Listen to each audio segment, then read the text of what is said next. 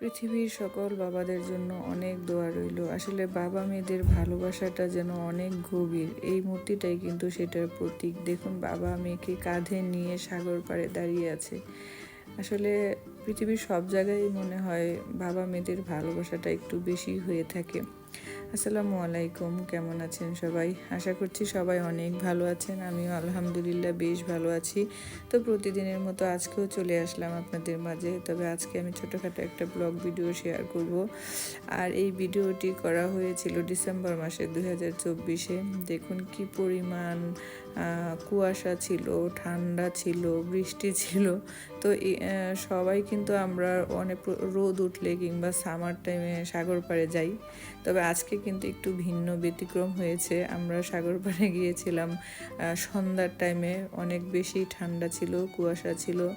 তো আমার ফ্যামিলিরা এসেছিল ইটালি থেকে বেড়ানোর জন্য, ওদেরকে নিয়ে আসলে যাওয়া ওখানে। আমি কখনো এরকম সন্ধ্যার টাইমে সাগর পাড়ে যাইনি। তো আসলে সন্ধ্যার পরিবেশটাও কিন্তু অনেক বেশি সুন্দর ছিল। আর সবচেয়ে মজার ব্যাপার হচ্ছে একটা জিনিস যেটা দেখে আমি খুব বেশি অবাক হয়েছি। একটা সাইড দিয়ে আমরা হাঁটতেছিলাম, ওখানে প্রচুর পরিমাণে কুয়াশা। তারপর হচ্ছে কিছুক্ষণ সামনে যাওয়ার পরে দেখি কুয়াশা নেই। মানে বুঝতে পারিনি, তবে খুব ভালো লেগেছে। এই যে দেখুন সাগরটা কেমন, কোনো ঢেউ নেই, কিছুই নাই, সব কিছু মিলিয়ে কিন্তু খুব শান্ত নীরব। এই যে আমার ছেলেটা টুকটুক করে হাঁটছে। আর আমি ভেবেছিলাম যে আমরাই বুঝে থাকবো এখানে, আর কেউ থাকবে না। এরকম ঠান্ডা কুয়াশায় কি কেউ সাগর পাড়ে যায় হাঁটার জন্য, ঘোরার জন্য?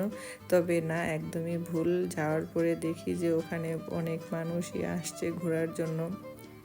আসলে যেহেতু ক্রিসমাস টাইম ছিল, ওই সময়টাতে ভ্যাকেশন টাইম ছিল, তো অনেকেই হাঁটতেছিল, ঘুরতেছিল। আর এরকম পরিবেশে কিন্তু হাঁটতে বেশ ভালো লাগে। দেখুন, ছেলে বাবা দুজন মিলে কি সুন্দর করে টুকটুক করে হাঁটছে।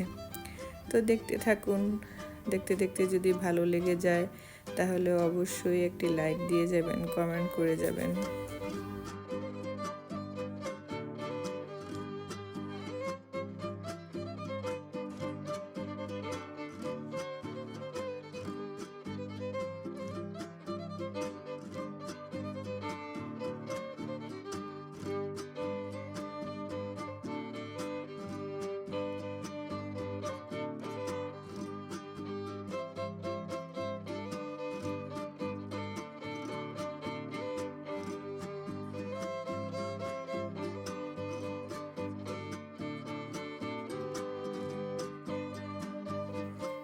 তো দেখুন, আমরা সবাই হাঁটতেছিলাম। আর আসলে সত্যি কথা বলতে কি, আমি জানি না, সাগর পাড়ে অত বেশি ঠান্ডা ছিল না, হাঁটতে কিন্তু বেশ ভালো লাগছিল। আমি আসলে বাসা থেকে যখন বের হয়েছিলাম দেখেছিলাম যে বাতাস ঠান্ডা, বাট সাগর পাড়ে যাওয়ার পরে আমাদের একটুও ঠান্ডা লাগেনি। মানে ঠান্ডা তো লেগেছে, বাট ওরকম পরিমাণে ঠান্ডা ছিল না।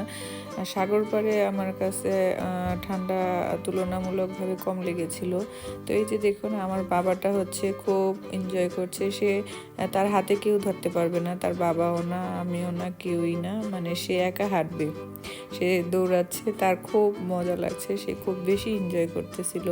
তো যাই হোক, কষ্ট করে গিয়েছিলাম, বাট যে ভালোই লেগেছে, টাইমটা খুব সুন্দর কেটেছে। আর পরিবারের সাথে একসাথে সময় কাটানোটাও অনেক বেশি একটা মানে ভাগ্যের ব্যাপার।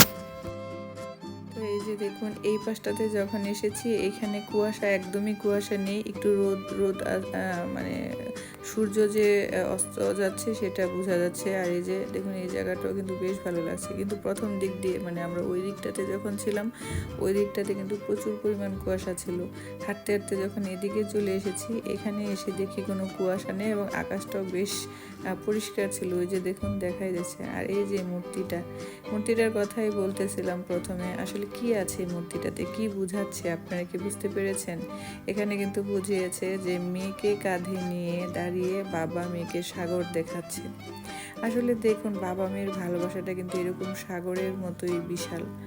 মানে আমি খুব ইমোশন হয়ে যাই যখন আমি আমার বাবার কথা বলি। প্রত্যেকটা মেয়েরই খুব ভালোবাসার একটা জায়গা হচ্ছে বাবা।